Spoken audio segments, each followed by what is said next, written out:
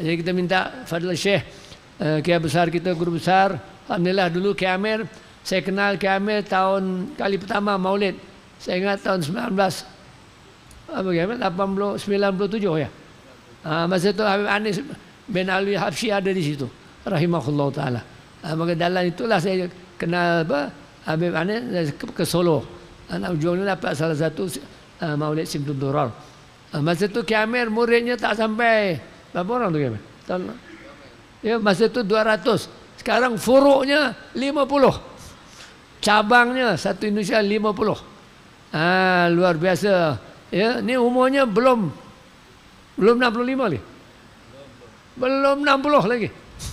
Ya, dia punya cabang pesantren sudah 50. Awak umur muda, istrinya 4. Cabang lain Pak dia buatnya. Iya.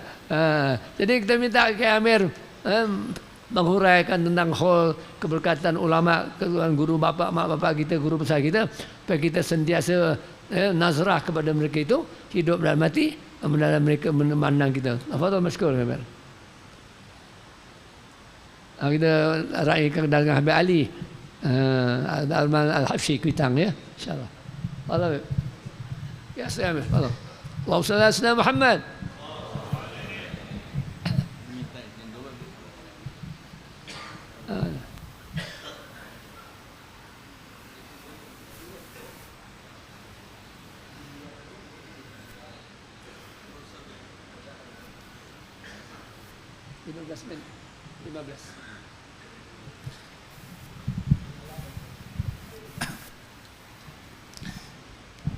Assalamualaikum warahmatullahi wabarakatuh. Waalaikumsalam warahmatullahi wabarakatuh. Alhamdulillah. Alhamdulillahi rabbil alamin. Allahumma salli wa sallim ala sayyidina Muhammadin miftahi babi rahmatillah adada ma fi ilmillah salatan wa salaman daimaini bidawam milkillah wa ala alihi wa sahbihi wa mawala amma ba'd. Rabbi syrah li sadri wa yassir li amri wahlul 'uqdatam min lisani yafqahu qawli. Allahumma ja'alna mimma yastami'unal qawla fayattabi'una ahsana. Ikhwani ma'asyiral muslimin rahimakumullah.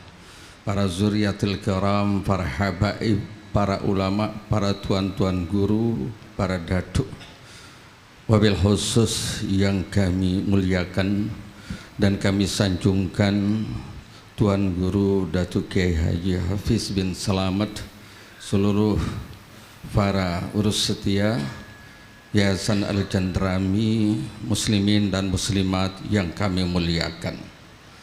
Tentunya ini adalah merupakan suatu nikmat yang besar yang Allah berikan pada malam hari ini.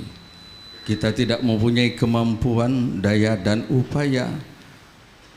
Pada malam hari ini Allah berkati kita bisa hadir dalam suatu majelis, dalam suatu perhimpunan yang agung, yaitu adalah zikru maulidin Nabi sallallahu alaihi wasallam. Ma'asyiral muslimin rahimakumullah. Tentunya kami tidak sebutkan semua para habaib, para ulama yang hadir demi mempersingkat waktu, sekalipun diiringi tidak mengurangi rasa tazim dan hormat kami. Kami mengingat apa yang diucapkan oleh Al-Imam Al-Qastalani di dalam kitab Mawahib. Wa min tamamil imanil mu'minin, salah satu bentuk sempurnanya iman orang yang mukmin itu adalah kecintaannya kepada baginda Nabi sallallahu alaihi wasallam. Apabila baginda sallallahu alaihi wasallam tidak ada di hati Rasul, tidak ada di hati seorang mukmin, tidak terikat dalam segala aktivitas, harakat, wasakanat, dalam aktivitas semuanya melupakan Nabi, dikhawatirkan tidak akan sampai dan mencapai kesempurnaan dia punya iman. Inilah salah satu penting dalam majelis-majelis yang mulia seperti ini, kita menguatkan kita punya akidah, keimanan kita, sekaligus ambil salah satu contoh yang diuraikan, yang disampaikan oleh para tuan guru, para habib dan ulama dalam bentuk sifat-sifat yang agung, yang mulia, yang dimiliki oleh baginda sallallahu alaihi wasallam. Sekalipun kalau kita menghabiskan sepanjang masa, bahkan min awal dari kehidupan ini sampai akhir, kita tidak akan mampu melukiskan, menceritakan dan menggambarkan keagungan dan kemuliaan akhlak baginda Nabi sallallahu alaihi wasallam. Marilah sama-sama dari sekian banyak cerita yang sampai kepada kita tentang kepribadian akhlak baginda sallallahu alaihi wasallam, ambil apa yang melekat, yang menguatkan kita, yang selalu ingat dari semua aspek kehidupan dalam bentuk apapun, dalam sekecil-kecilnya. Tidaklah gerak dan diam kita, walaupun kita melakukan aktivitas kegiatan-kegiatan duniawiyah, makan, minum, berpakaian, mandi dan lain sebagainya, tidak terkait melainkan dengan Habibus Sunnah sallallahu alaihi wasallam. Ma'asyiral muslimin rahimakumullah, adalah salah satu yang kita patut agungi. Pada Nabi sallallahu alaihi wasallam tidak pernah gundah, tidak pernah sedih, tidak pernah marah, kecuali la yaghdabu wa la yansulu illa li ghairi rabbih. Rasulullah itu tidak pernah melakukan apapun, bahkan tidak pernah pada dirinya di kemarahan kecuali karena Allah Subhanahu wa taala. Sekalipun ada seseorang yang benci karena dirinya, Rasulullah tetap tenang. Sekalipun ada orang yang tidak suka pada zamannya itu, tapi Rasulullah tidak mengkhawatirkan sesemuanya itu. Sehingga sekembalinya dari Taif, begitu berat apa yang mereka lakukan dan besar gangguan-gangguan dari masyarakat Taif pada waktu saat itu, bukan hanya keluar dari lisan mereka pernyataan-pernyataan yang kotor dan keji, bahkan mereka mencakiti secara fisik. Maka apa yang terjadi, yang keluar selain mendoakan dengan doa-doa yang baik, ya Allah ya Rabb, illam takun alayya ghadabun fala ubali. Kalau seandainya tidak ada engkau murka apa yang mereka lakukan terhadapku, maka aku tidak peduli. Ini salah satunya, tidak terbentuk kita kebencian kepada saudara kita yang dikatakan al-mu'min lil mu'min ihwa, kita bersaudara. Tapi apa yang terjadi sekarang kita, ya, antara satu majelis dengan majelis yang lain, antara satu pengurus urustia masjid satu dengan yang lainnya, antara murid-murid guru majelis satu dengan yang lainnya, bahkan di antara lingkungan saudara satu kandung, satu rahim pun yang terdapat adalah kebencian satu dengan lainnya. Bagaimana bisa tertanam dan masuk pada hati kita ini akhlak-akhlak yang mulia? Tidaklah Rasul sallallahu alaihi wasallam sedikit pun nodah bahkan kotoran pada dirinya, melainkan kemuliaan-kemuliaan yang Allah berikan kepada Nabi, oleh Allah Subhanahu wa taala kepada Nabi kita sallallahu alaihi wasallam. Jelas apa yang diungkapkan Sayyidina Al-Habib Ali bin Muhammad bin Husain Al-Husain, wa ma akhrajal amlaku min kalbihi azan walakin zaduhu tuhran ala tuhri. Tidaklah pada waktu saat malaikat mengeluarkan, membersihkan dalam hatinya karena ada kotoran, tidak, melainkan Allah tambahkan kesucian di atas kesucian, nur di atas nur. Maka oleh karena itu, sucikanlah diri kita, bersihkanlah hati diri untuk dapat menerima karunia, hikmah dan ilmu dari Allah Subhanahu wa taala. Apalagi seperti majelis ini. Jangan tanamkan sifat-sifat yang buruk, karena itu akan menghalangi, menghijab kita daripada kemuliaan yang Allah berikan kepada kita. Bagaimana kita kenal pada waktu saat kedatangan baginda sallallahu alaihi wasallam ke Yasrib. Pada waktu saat itu sekarang adalah Madinatul Munawwarah. Hijrah bersama para sahabat, ada seorang tokoh Yahudi namanya Abdullah ibnu Salam. Dia ingin mengetahui dan ingin bertemu dan berjumpa dengan Nabi sallallahu alaihi wasallam. Apa yang terjadi setelah bertemu nih Abdullah ibnu Salam di hadapan Rasulullah sallallahu alaihi wasallam, sambil mengatakan dengan sangat ekspresi yang sangat senang, mengagumkan, ma ra'aitu wajhal kadzab. Ini adalah hamba, ini adalah Rasul, tidak nampak pada wajahnya wajah pendusta, tidak nampak daripada wajah-wajahnya pembenci, tidak ada wajah-wajahnya melainkan wajah-wajah penuh dengan kesucian, karena khuliqa min nurih. Rasul sallallahu alaihi wasallam diciptakan dari nurnya Allah Subhanahu wa taala, sehingga beliau menyaksikan kesyahadatan, kesaksian di hadapan Rasul sallallahu alaihi wasallam, asyhadu an la ilaha illallah wa annaka muhammadar rasulullah. Pada kesempatan itu Rasulullah sallallahu alaihi wasallam memberikan pelajaran pendidikan kepada orang-orang Yahudi. Maka diperintahkan oleh Rasulullah kepada Abdullah ibnu Salam untuk merahasiakan keislamannya, keimanannya kepada Allah dan Rasulnya. Lantas ditanyakan kepada kelompok Yahudi, bagaimana pendapatmu tentang Abdullah ibnu Salam? Mereka belum mengetahui beliau masuk Islam, belum mengetahui masuk Islam. Maka orang-orang Yahudi mengenal persis siapa itu Abdullah ibnu Salam, adalah tokoh yang kuat, yang hebat di antara mereka. Maka dipujilah itu Abdullah ibnu Salam dari seujung kaki sampai ujung rambut, dengan kemuliaan-kemuliaan, dengan kehebatan-kehebatannya. Rasulullah mendengarkan tentang hal itu, sehingga bertanya untuk kedua kalinya, bagaimana pendapatmu seandainya Abdullah ibnu Salam ini masuk Islam? Dan mengetahui pemberitahuan Rasulullah, Abdullah ibnu Salam itu masuk Islam, berbalik ini orang Yahudi, apa yang baru saja diucapkan dilupakan. Lantas ia mengatakan, memang Abdullah itu di kalangan kami itu adalah pengkhianat, dia pembohong, pendusta, dan dicaci maki dengan secela. Nah, itulah sifat karakter orang Yahudi, orang Israel. Ya, tidak bisa dijadikan teman. Kalau membantu usaha kebaikan buat mereka, mereka sanjung. Ya, tapi kalau sudah mengganggu ya usaha mereka, pasti mereka sangat membenci dengan sebenci-benci. Bapak pun mereka lakukan, tidak peduli. Maka berapa banyak anak-anak yang jadi korban, wanita-wanita yang lemah jadi korban, dan lain sebagainya. Tapi subhanallah, tidak terjadi pada baginda Nabi sallallahu alaihi wasallam. Mereka melanggur, ya, tidak ada. Pada waktu saat kedatang ke Madinah, tentunya di Madinah itu ada sekelompok perkampungan, pemukiman daripada orang Yahudi. Kedatangan Rasulullah mereka tidak terganggu. Maka banyak kebaikan-kebaikan yang Rasulullah SAW berikan, mempersatukan mereka, mengucapkan selamat dan kebaikan. Afsus salam. Inilah kita nih orang mukmin.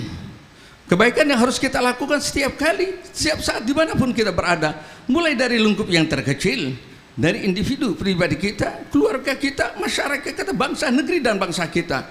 Kalau kita satu manhaj, satu tujuan, tidak lain la ilaha illallah Muhammad Rasulullah, kita pasti akan kuat sebagaimana terjadi pada malam hari ini. Ya, berapa banyak datang dari beberapa wilayah tempat dikumpulkan dengan sabab daripada Tuan Guru Kiai Hafiz kita dipertemukan. Inilah indahnya persaudaraan antara muslim satunya. Kenapa? Karena kita semuanya ini datang untuk Allah. Kita datang adalah untuk Rasulullah, karena mengharapkan kecintaan kita yang diterima oleh Rasulullah sallallahu alaihi wasallam. Ma'asyiral muslimin rahimakumullah. Itulah kebersihan hati Nabi sallallahu alaihi wasallam. Dengan hal yang sedemikian, jadi kita ingat apa usaha yang kita harus lakukan untuk kita mendapatkan nanti sambutan, jemputan daripada baginda Nabi sallallahu yaumil qiyamah, yang dikatakan almar'u ma'aman ahab. Sesuatu apakah yang menyebabkan sebab kita cinta dan Nabi sallallahu alaihi wasallam mencintai kita? Ada suatu akhlak, ada suatu perbuatan, amal yang kita lakukan ini yang terkait, ada ta'alluqnya dengan Nabi sallallahu alaihi wasallam. Banyak di beberapa hal kejadian, apapun itu bentuknya, yang dilakukan oleh orang yang tidak suka, tapi Rasulullah itu menyayangi, karena Nabi rahmah. Oleh karena itu, min ahlil jannah, penduduk ahli jannah mengenal Nabi sallallahu alaihi wasallam dengan sebutan nama Abdurrahim. Bahkan al-hunar, Rasulullah mempunyai nama tersendiri yang dikatakan adalah Abdul Jabbar. Rasulullah mempunyai nama begitu banyak, ya, sehingga disebutkan hampir 500 nama selain Ahmad, yaitu disebutkan dalam kitab Injil. Aku dinamakan dalam kitab Injil adalah Ahmad, dan aku disebutkan namaku di dalam kitab Taurat adalah Wahid, yaitu yang menjaga daripada kaum umatnya minan nar, daripada azab api neraka. Bahkan dalam bahasa Ibrani disebutkan, ya, Rasulullah SAW dalam kitab Injil dan kitab Taurat Muzmud atau Taudab. Ini yang demikian itu menunjukkan Nabiur Rahmah yang penuh kasih sayang. Tidak ada satu hamba manusia, bahkan Rasul dan Nabi, yang mempunyai gelar dan sifat yang diperbolehkan oleh Allah, mempunyai sifat sebagaimana sifatnya Allah Subhanahu wa taala, yaitu Raufur Rahim. Rasul dikatakan Abdur Rauf, Abdur Rahim, yang sangat sayang. Bagaimana kita dapat mencintai orang yang dia membenci kita? Rasulullah tidak menghalangi untuk mencintai dan menyayangi kepada memberikan rahmat kebaikan kepada orang yang membencinya. Sedangkan kita, apa yang kita lakukan? Saudara kita sendiri, orang yang menuntut ilmu, orang yang baik, bahkan guru dan para habaib pun kita ada kebencian karena tidak sepaham dengan kita. Apa yang kita akan dapati nanti? Pengakuan kita, dakwah kita bahwa cinta kepada Rasulullah SAW, tapi perilaku akhlak tidak sebenarnya sebagaimana Nabi SAW. Ketahuilah hadirin rahimakumullah, banyak diceritakan dari Nabi SAW dalam kejadian bagaimana waktu saat ada seseorang itu yang akan membunuh Nabi Da'sur dengan mengeluarkan pedangnya. Singkat ini cerita, Nabi memaafkannya pada waktu saat pedang digapai oleh Rasulullah SAW yang sebelumnya ia sudah mengacungkan ke lehernya Nabi SAW. Ya Muhammad, wa may yamna'uka, sekarang kau tidak ada teman, kau tidak ada siapa-siapa, siapa yang dapat mencegah aku untuk membunuhmu? Maka Rasulullah dengan lantang mengucapkan Allah. Maka ini Da'sur gemetar, lantas terlepas dia punya pedangnya, Rasulullah meraihnya, dan sebaliknya sekarang Rasulullah yang mengacungkan pedang itu. Seandainya bagaimana kita ini pada waktu saat di jalan mau ke majelis ilmu, datang akal jenrami, datang seseorang ini akan membunuh kita, lantas kita dapat mengambil senjatanya, apa yang kita lakukan?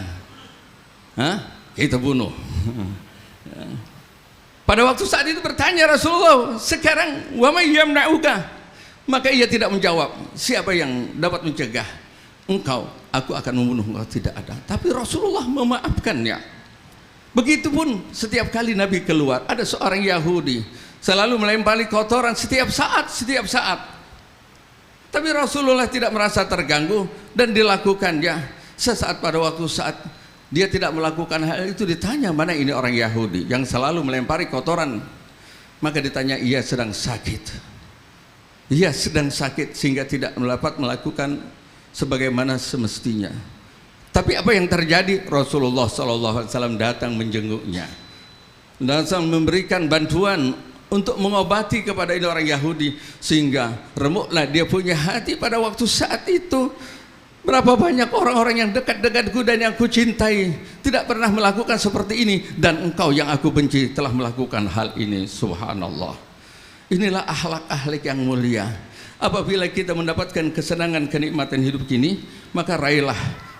Walaupun kita tidak dapat melakukan sesempurna para sahabat, meniru dan mencontohkan qudwah yang sangat indah dan yang sangat bagus, mengikuti itba kepada Rasul SAW, paling tidak kita ambil dari setiap pertemuan, perhimpunan majelis seperti ini, ilmu yang berkaitan dengan Rasul SAW, menjadikan tauladan dan dijadikan pegangan dalam hidup sehari-hari, sehingga ini akan menuntun kita nanti datang dan mempertemukan kita dengan baginda Nabi SAW.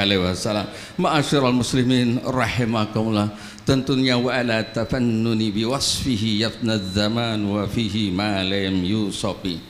Apabila kita mempunyai cerita tentang baginda sallallahu alaihi wasallam, apabila kita ceritakan satu dengan yang lainnya, maka tidak cukup masa ya untuk menceritakan keindahannya.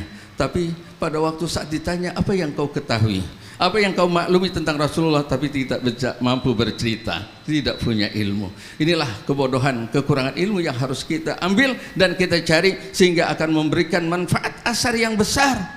Ya, sesungguhnya ada tugas yang mulia yang harus kita lakukan dalam majelis ini. Insya Allah diberikan pembekalan ilmu yang akan kita dapati mulai saat ini sampai nanti berakhirnya ini majelis. Apa yang disampaikan langsung di dalam kitab maulid yang dibaca dan didengar, karena bukan hanya yang membaca, memberikan manfaat juga kepada yang mendengarkan, sekaligus tausiah, mauziah dan nasihat yang disampaikan oleh para habaib dan para ulama. Sekali lagi terima kasih oleh Tuan Guru ya Kiai Hafiz, dengan pada malam hari ini ya kami hadir. Beliau menyebutkan tadi 28, salah ya Ustaz, ya 37 ya bahkan lebih. Karena anak-anak lebih dahulu sudah berapa orang? Kemarin 30. Insya Allah nanti akan tambah. Senang. Mungkin ya itu sesuatu hal nanti kebaikan-kebaikan yang beliau lakukan ini insya Allah Allah beri. Dan kemanfaatan ini Majelis Yayasan Al-Jannah ini terus berkembang. Doakan. Kemarin beberapa hari kami melaksanakan Majelis Maulid di daerah Bogor. Ada salah satu santri dari Loksemawi, Aceh. Insya Allah beliau akan kembali dan membuka pondok kembali. Dan alhamdulillah juga nanti dari beberapa tempat termasuk dari NTB, ya dari Nusa Tenggara Barat, dan termasuk baru datang juga santri dari Ambon. Dan insya Allah nanti kerjasama juga ini dengan Tengku Permadi ya. Insya Allah yang mulai dari Banda Aceh sampai bulan Fidi lewatin Melabo. Insya Allah kita bisa bersilaturahmi. Baru saja doakan ya kemarin majelis yang ada di Batam dekat dengan Singapura, yaitu Kepulauan Belakang Padang atau Pulau C. Ada 7 pulau termasuk Pulau Penyengat ya. Di situ juga ada beberapa kader santri, mudah-mudahan buka majelis. Ketahuilah karena di kepulauan itu saya tanya dengan salah satu alumni, Pak Ustadz, sesungguhnya kepulauan di sekitar ini banyak. Karena itu Kefri, Kepulauan Riau, bukan hanya 1, 10 bahkan ratusan kepulauan. Kita dapat hanya menjangkau tempat ini, terutama pulau-pulau tersebut sudah dibawa dan diasuh oleh misionaris. Karena kita kekurangan biaya, dana kita nggak mampu menjangkau ini. Sedangkan kita buat pondok aja ke dalam ini ke pulau, untuk satu sak semen itu harganya 200.000, 4 kali lipat dari satu harga yang normal. Tapi insya Allah doakan mudah-mudahan bisa terbentuk dan bangun itu majelis. Dan alhamdulillah semuanya itu berjalan berkat doa-doa hadirin sekalian. Mudah-mudahan pertemuan ini akan mendatangkan keberkahan, apa yang menjadikan niat dan hajat kita diterima dan dikabul oleh Allah Subhanahu wa taala. Dengan segala kekurangan kami mohon maaf. Wabillahi taufiq wal hidayah. Assalamualaikum warahmatullahi wabarakatuh. Waalaikumsalam warahmatullahi wabarakatuh.